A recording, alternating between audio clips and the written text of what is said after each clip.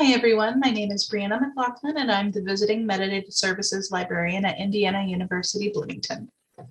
My presentation will cover the new harmful language reporting system that we are debuting this fall for the Indiana University Archives and Special Collections. To provide a bit of context, I work in Digital Collection Services, DCS, and we provide services for over 25 repositories across all Indiana University campuses. This project originates in DCS, but many of its moving pieces rely on collection managers across all repositories. We were inspired by similar work being done by archives and special collections across the globe. And at the end of this presentation, I've included a link to a list of similar statements as well as selected references. We borrowed ideas from many of these institutions and then got to work creating a system that would work for us.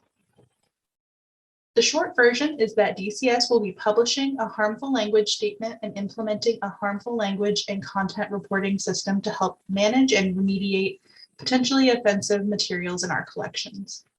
And I'll go ahead and start by showing screenshots from our statement. This process will help us flag potentially harmful description and engage with the communities we serve.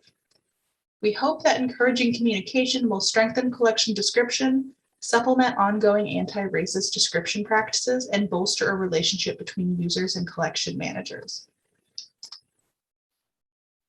I'm recording this presentation right before we are debuting this project, and by the time you're watching this, the moving pieces I'm about to describe may be live. If that's the case, I will be sure to drop those links in the chat or on the Slack channel. For now, please bear with me as I explain how end users will encounter the harmful language statement and reporting system. The harmful language statement, frequently asked questions, and references will live on the DCS website under the two indicated pages. The screenshots I shared are from our temporary wiki page, but I imagine that the official page will look about the same. The harmful language reporting system, the harmful language reporting form will also be linked from this page, as well as the website footer of all archives and special collection services. And this is about where that footer will be, if you could imagine that. As for the report itself, we are utilizing Qualtrics and Jira for issue management. I created a trigger in Qualtrics that will email the Jira monitor from DCS whenever a report has been submitted. And at that point, the monitor can create a ticket in Jira and tag the appropriate collection manager.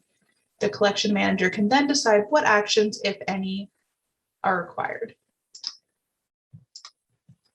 This will be a mostly manual process in the beginning, but once we get an idea of if this report gets spammed or anything like that, we can make the Jira ticket generation automatic.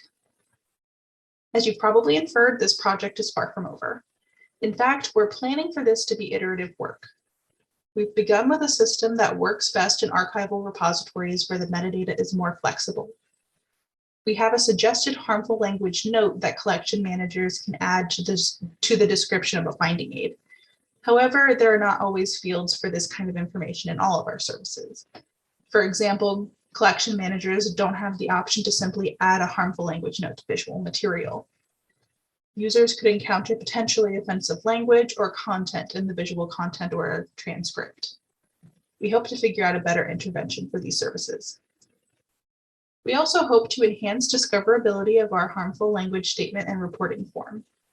We have started with links in the footer of all of our services websites, but we are already considering alternative, more apparent locations for this information.